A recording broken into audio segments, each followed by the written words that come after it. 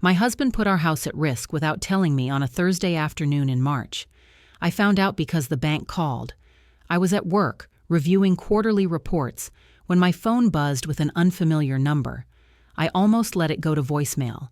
Something made me answer. "Mrs. Richardson? This is Patricia from First National Bank. I'm calling about your home equity loan. We have some paperwork that needs your signature for the final processing." I felt my blood turn cold. "I'm sorry. What home equity loan?" "The $50,000 loan taken out on your property at 247 Maple Drive. Your husband initiated the application 3 weeks ago. We just need your signature to complete the documentation." I never signed any loan application. Silence on the other end. "Mrs. Richardson, we have your husband's signature, but for a married couple with joint property ownership, we do require both signatures for—" "I never signed anything. I never authorized anything. I didn't even know this loan existed until this phone call." More silence. Then, carefully, "I see. Mrs. Richardson, I think you need to come into the branch. There may be some irregularities we need to discuss." I hung up and sat in my office, hands trembling. $50,000. Our house. Our home.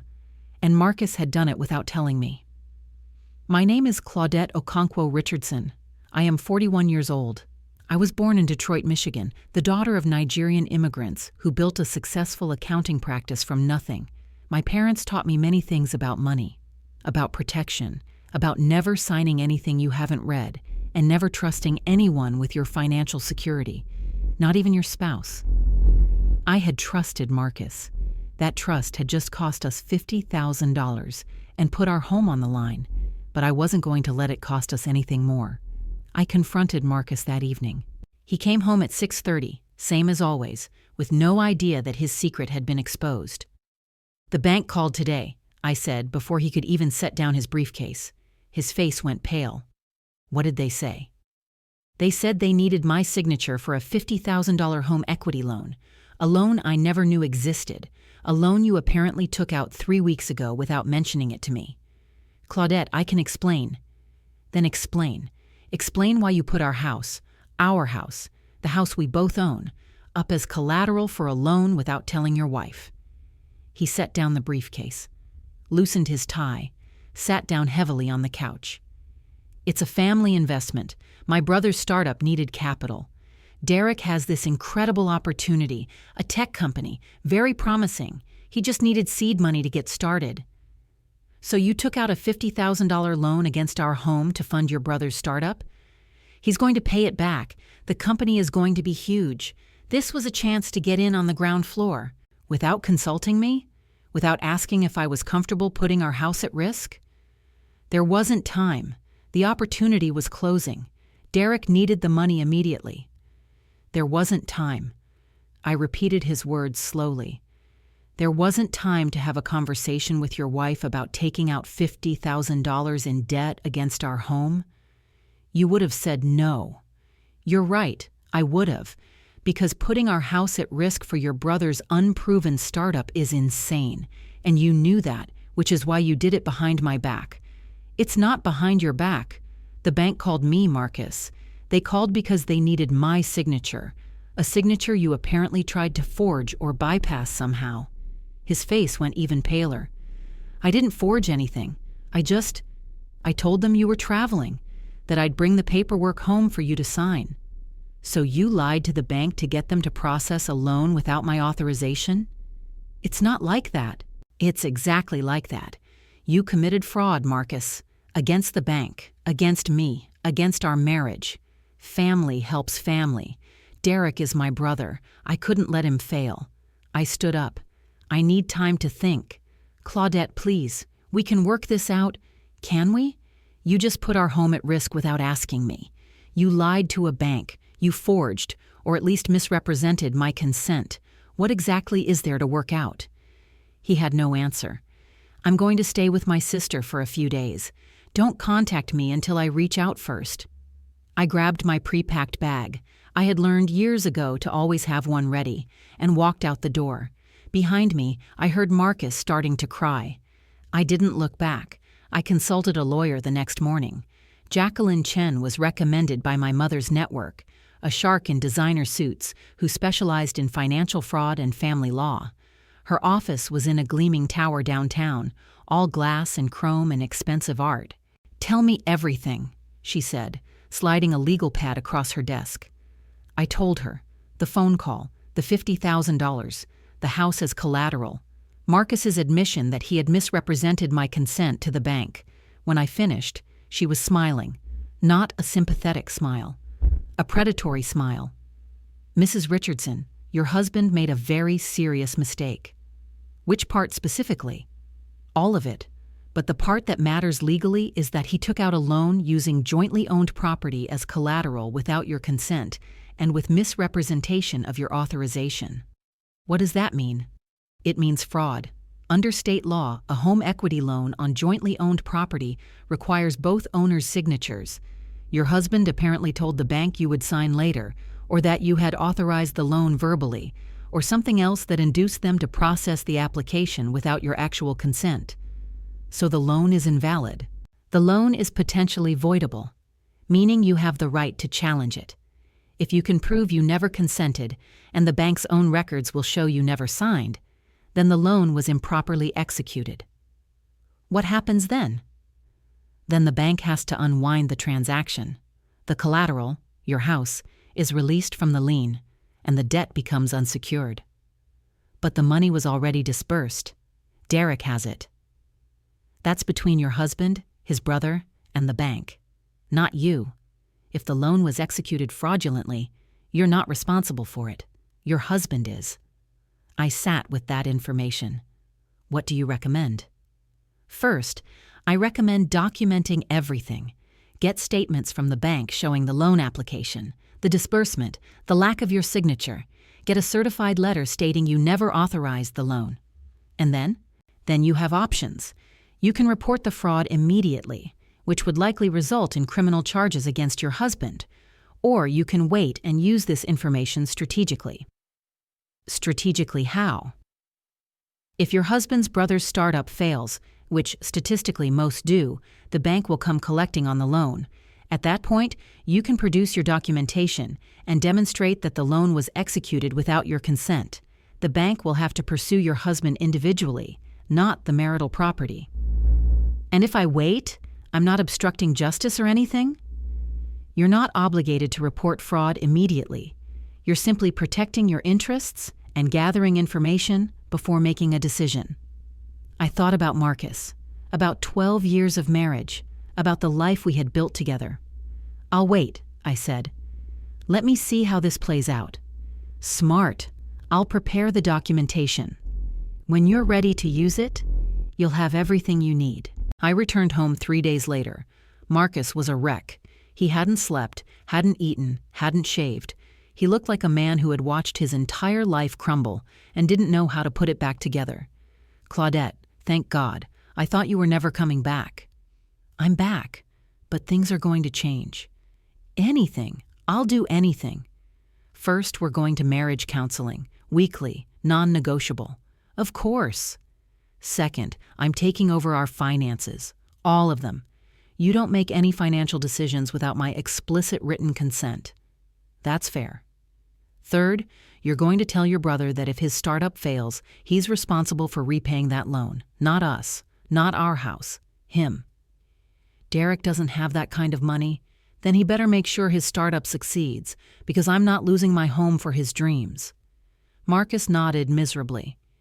"Is there anything else?" "Yes. You're going to understand that what you did was a betrayal, not just of our finances, but of our trust, our partnership, everything we've built. And rebuilding that trust is going to take years, maybe forever." "I understand." "Do you? Because family helps family doesn't mean risking your wife's security for your brother's gamble. It doesn't mean lying to banks. It doesn't mean making decisions that affect both of us without my input." "I know. I'm sorry." "Sorry doesn't pay back $50,000. Sorry doesn't remove the lien on our house. Sorry is just a word, Marcus. I need actions." "You'll have them. I promise." I looked at my husband, the man I had loved, had trusted, had built a life with. "We'll see." The startup failed 14 months later. I knew it would. The statistics were clear. 90% of startups fail within the first 2 years. Derek's wasn't special. His revolutionary app never found product-market fit. His incredible opportunity turned out to be a poorly thought-out idea with no real business model. $50,000 gone. The bank came calling 2 weeks after Derek officially dissolved the company. Marcus came home looking like a man facing execution. The bank wants their money. They're threatening to foreclose if we don't make arrangements. I know. They called me too. What are we going to do? I reached into my desk drawer and pulled out a folder. I'm going to show them this. He took the folder with trembling hands, opened it, read the first page. His face went white. What is this? Documentation from my lawyer.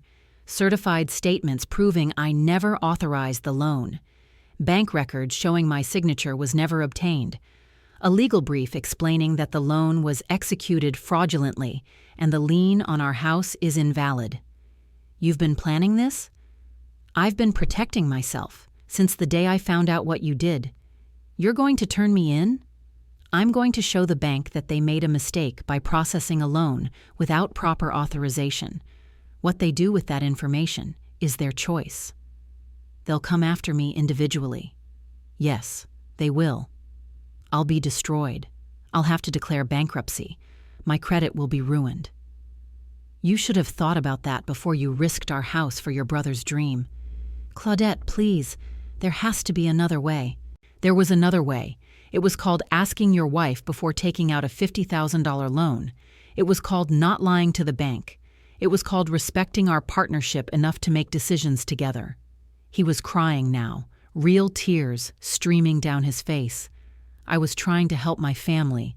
I am your family, Marcus. I'm your wife, and you put my home at risk without asking me.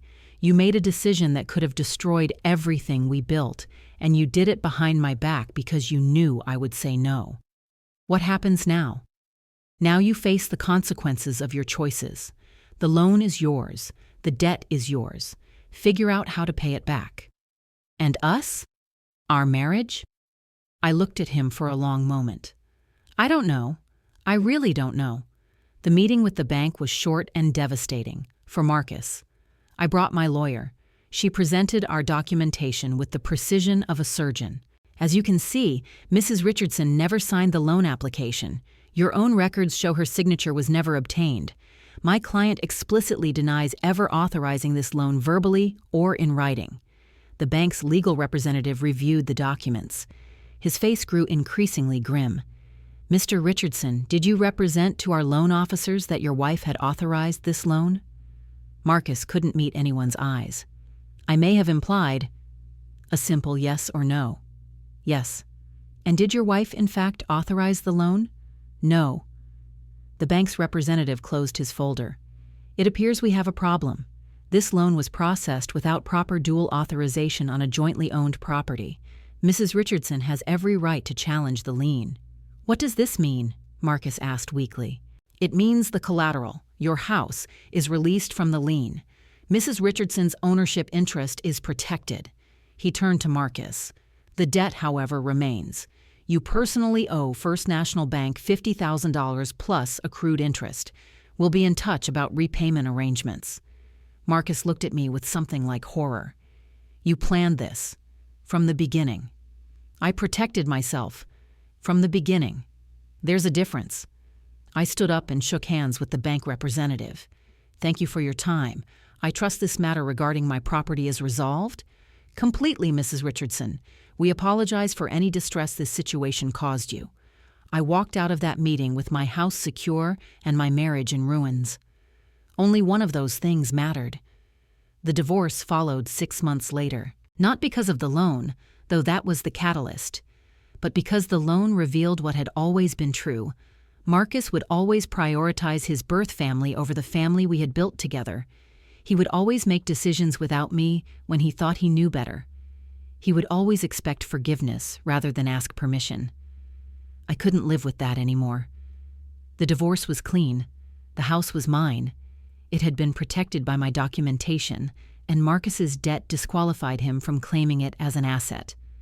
I received fair division of everything else, minus the $50,000 debt that followed him like a shadow. Derek never paid back a penny. He declared personal bankruptcy and moved to another state, leaving Marcus to deal with the wreckage alone. "Family helps family," I said to Marcus on the day he signed the divorce papers. "But your brother didn't help you when you needed it, and you didn't protect me when I needed it. I'm not sure what kind of family that is." He had no response. Some lessons are too expensive to learn twice. My mother visited my home, fully mine now, 3 months after the divorce was final. She walked through the rooms, touching the walls, looking out the windows at the garden I had planted. "You kept the house. I protected the house. There's a difference. Your father did something similar once, before we were married, took a risk without asking me." She sat down at the kitchen table. "I didn't have a lawyer like you did. Didn't know my rights. We lost everything. You never told me that. I didn't want you to distrust men, but I wanted you to protect yourself. I wanted you to know that love isn't enough. You need knowledge, documentation, a plan. The plan worked. The plan saved your house. Did it save your marriage?" I thought about Marcus, about 12 years together, about the good times and the bad times and the final betrayal that had broken everything. No, but maybe the marriage wasn't worth saving. Maybe not. A man who risks his wife's home for his brother's dream, without asking, without discussing, that's not a partner. That's a gambler who thinks your security is his to bet. He thought family helps family. His family, not yours. She took my hand. "You are your own family now, baby. You and whatever you choose to build. Don't let anyone gamble with that again." "I won't. I know. You're my daughter. You learned." If this story resonates with you, share it with someone who needs to hear it. Drop a comment telling me where you're watching from and whether you've ever had to protect yourself from someone who was supposed to protect you. Like and subscribe for more stories about knowledge, documentation, and the power of knowing your rights. He took out a $50,000 loan, used our house as collateral. Didn't tell me. "Family investment," he said. "My brother's startup." I said, "Okay." Then I consulted a lawyer. Turns out, without my signature, it was fraud. I didn't report him immediately. I waited. When his brother's startup failed and the bank came collecting, I showed them my documentation. The loan was executed without my consent. The house was released from the lien. The debt became his problem alone. "Family helps family," he had said. But I wasn't the family he was thinking about, so I protected the only family member who mattered, myself.